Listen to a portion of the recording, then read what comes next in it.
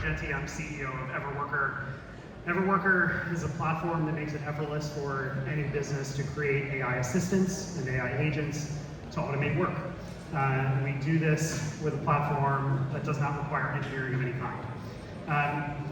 We believe that the future of work is actually going to include humans and AI working side by side, and that's going to be the subject of my talk today. So we're going to talk about how work is being changed by AI. So I want to start off with what is potentially a very radical concept here, and I think it's something that is not always spoken, but when we look at the impact of AI, and we look at what the LLM makes possible, this is not a little change. This is not a small technical update. This is not something that's going to maybe nibble around the edges of our productivity. The invention of the LLM, from my perspective, is going to go right up there with the invention of the steam engine. We are only now starting to really understand what's possible. But there's a great study now, actually a couple of years old, by Goldman Sachs, where they just looked at the raw capability of the LLM and said, what is the likely impact on knowledge work? And the numbers are striking. 300 million jobs affected across the US and Europe. They estimated that 2/3 of the work done by knowledge workers today could be automatable by AI agents, likely resulting in 1/4 of all work done by knowledge workers being replaced by AI. This is dramatic, right? And the reason why this is so dramatic is this is not like deterministic software. I started my career at the birth of the web, started my first company while at university in '94. And I thought that that was game changing. But the LLMs are not deterministic software. They're not yet, another way of working through processing. AI workers, when you take the LLM and you connect it into agentic capabilities and connect it to systems, AI workers are knowledge workers. And I've seen this across hundreds of use cases where AI is able to analyze, it's able to understand, it's able to decide, just like people do. And when you layer in access to systems, you layer in the ability to inform it with the knowledge from your company, you can layer in the ability to execute and even to learn. I've seen a couple of presentations over the last day and a half where we had real agents that were learning in real time from their interactions. This is actually what's possible. And to frame this a little bit, I want to talk about the evolution of the species, right? Most of the folks who have interactions with AI, the bulk of their interactions are with something like ChatGPT or Gemini or one of these personal assistants. But there's already an evolution that's happened within the early adopters of AI. We started with AI chat assistants, chat interactions that accelerated or simplified parts of our work.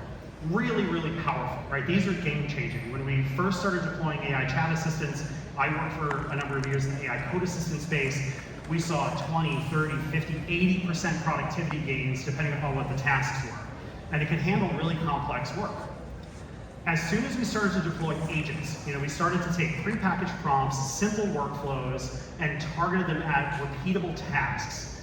We saw a level of autonomy and a level of scope that AI could handle that all of a sudden had a dramatic impact on what it could actually do. And instead of seeing double-digit productivity gains, now we're seeing 2x, 5x productivity gains. As we've learned to work with the technology, we've been able to add in more complex workflows and reasoning and point it instead of at defined tasks at outcomes. And the level of autonomy now that we can handle with this means it's no longer just replacing individual tasks. We are at a level of where AI workers are replacing human workers in common tasks.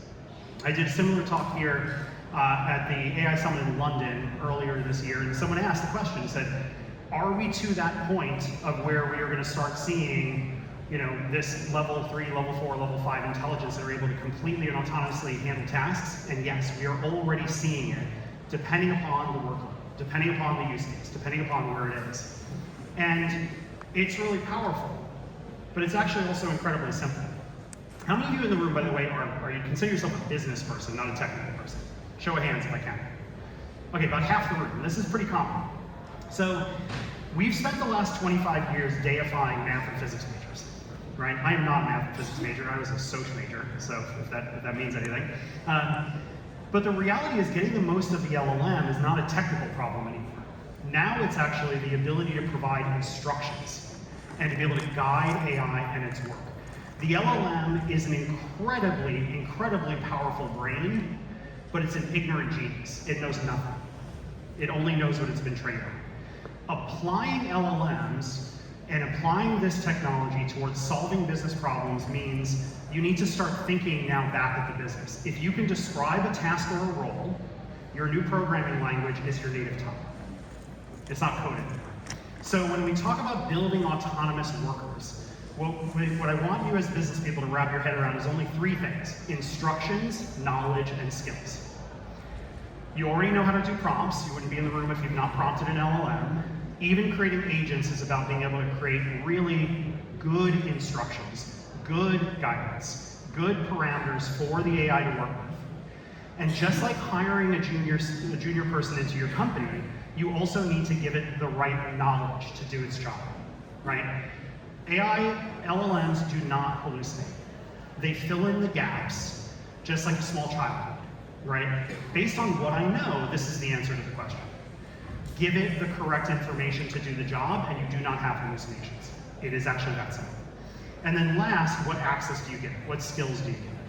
And that is a very simple mental model, regardless of the platform you use, but it puts the burden back on the business that if you're gonna automate work, you better know your process, you better know your expectations, and you better be able to give good guidance. If you can manage people, you can manage AI. So all of this is now culminating in pretty big impacts. And so I wanted to just put this out there in some ways a little bit to scare the business people in the room, because your competitors are already adopting AI. I live in California. We all tend to be early adopters. I get to see a lot of the heaviest use now. But it is already uneven based on company size, company scale, and geography. I'm seeing mid-sized businesses going all in on AI today. And that is going to result in massive competitive differentiation for them over the next 3 to 5 years. You think about two companies. One invests heavily in AI, it starts to unlock the productivity and the incremental revenue. The other one ignores it. Who's going to win, right? When you have more capital to work with, you're moving faster than your competitors, who's going to win? The numbers are staggering, and they're only accelerating. So I'm going to say something provocative. Your next employee of the month might be an AI worker. I don't know if the employee of the month, does that translate into European businesses? So you think about this. AI, if you can define that task, you can define the role, you can execute it against that. AI doesn't sleep, doesn't rest, operates at a pace no human can, and actually, unlike us, we'll just keep doing the same thing again and again and again. It will not make mistakes. So actually, AI workers tend to be actually better at tasks that for a human would be boring or frustrating, right? Because it'll just keep executing. And you can have unlimited capability and capacity within it. So it is pretty dramatic when you think about what is possible with this. It's not just about a small productivity gain. We're now in a position where AI workers might actually be better at the job than a human is. And I included a couple of examples here that we've seen in real world use cases where the AI was actually more effective, not just more efficient, but more effective in providing a better experience. You're seeing in customer service. Customer service was one of the first areas where agentic AI was applied. A, because it's a job that we have a very hard time hiring for. B, it's a very expensive job inside of the business for the value it actually gives back. And C, it's highly repeatable. And you're seeing customer service agents not just able to autonomously respond and generate and resolve tickets faster than humans can, but the quality of experience is better, right? Because unlike someone in a call center who I only was able to give limited training to and limited access to information, the AI agent actually has access to all of your product documentation, every ticket that's ever been responded to, all of the internal communications that actually guide it. Your level 3, level 4 support engineer level of knowledge is now given to the very first line ticket responder, right? And this plays out in other areas. There's a great one in human resources. There was a study that was released a couple months ago where they had tested using AI to do resume screening and then candidate screening for new hires. And what they discovered, not only was it better at finding people who were a good fit for the job, because they were using rubrics and other guiding data, but it had no bias, right? We talk about unconscious bias in the hiring process. It always exists. You used to hear, oh, I would have a beer with this person. No, that doesn't say they're good at the job. The AI actually will only look at the job spec, the rubric, and it will respond and say, this person's great for the job. So we're seeing not just better products, better experiences, better services, but then bottom line impact. So it's been a long time since we had a technology that emerged that all of a sudden could increase both our revenue and our EBITDA equally, right? Not since the birth of the web 30 years ago.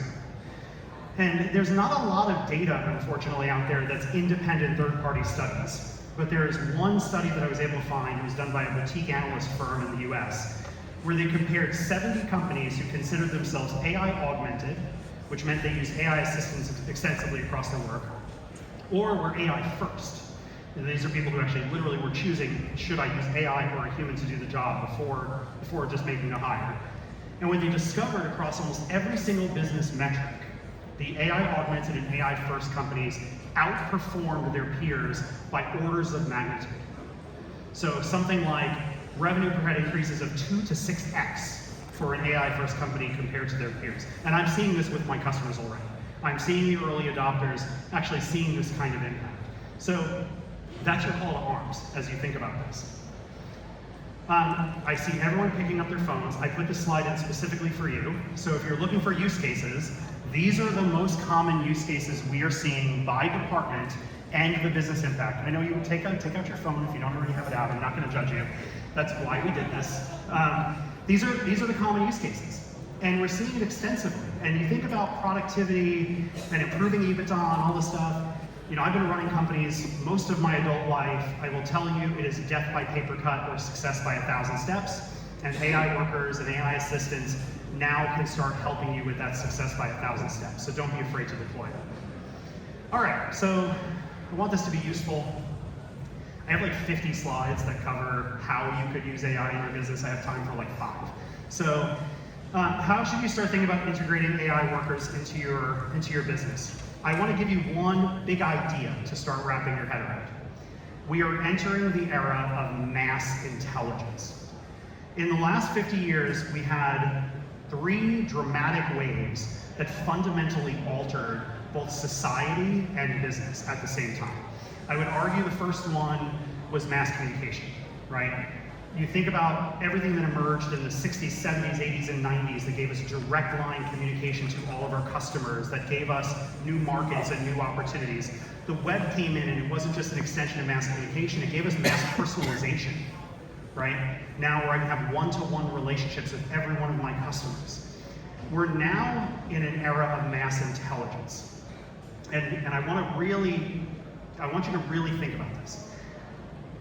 LLMs and what is possible with AI now gives each of us access to a superintelligence. It is nothing less than that. So if every person in the world has superintelligence at their fingertips, what changes is that going to bring to our daily lives? More importantly for you as business people, if you now as a business can access the most specialized knowledge, the most specialized skills, and the most specialized expertise in the world without extravagant cost, what is that going to make possible?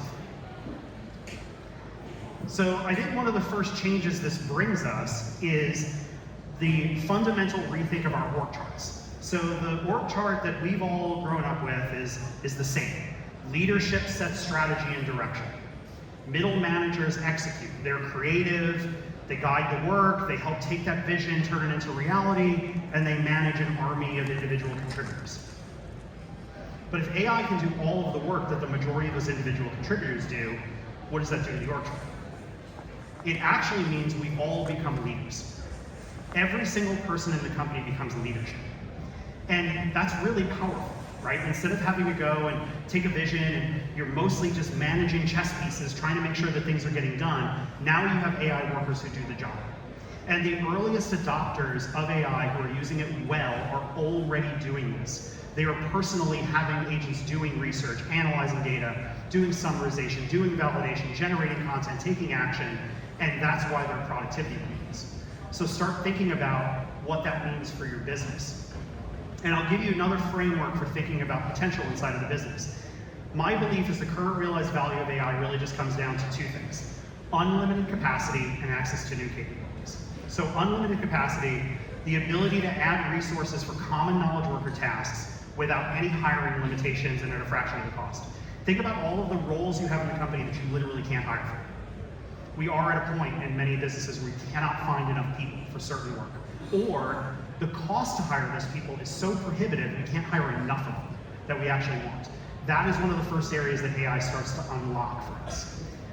The new capability side, what about those resources you literally just can't afford or can't access, right? Or you just don't have the skills for? I think about my own organization. We're still a very small technology company. My marketing team, when I spun up the organization, wanted competitive intelligence and market research, and they wanted content marketers, they wanted producers of thought leadership. They wanted all kinds of capacity, but we can't afford that, right? With AI workers, we do it. So my product marketing team and my content marketing team operates at probably 5 to 10x the output of the same size teams because of AI workers doing the job, right? What capabilities would you add to your company today if you could wave a magic wand and have it? That's what AI is starting to unlock. So I'll give you one framework. This will be my last slide. I'll give you one framework for thinking about this. The number one guidance I give leaders when I talk to them, I talk to a lot of people in the C-suite, is don't boil the ocean.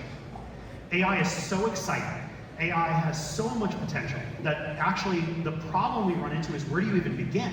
Because it all sounds so amazing. We should go after all of these things. Don't do that to yourself. Crawl, walk, run.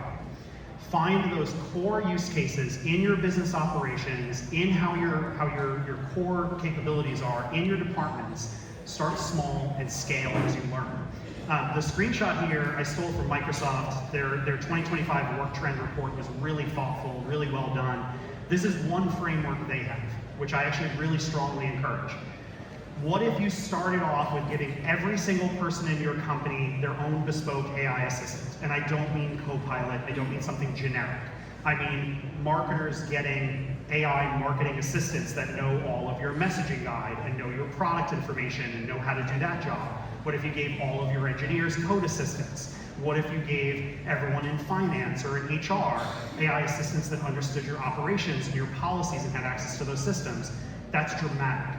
That then bleeds into being able to create human agent teams where you now autonomously execute tasks that are triggered by those people.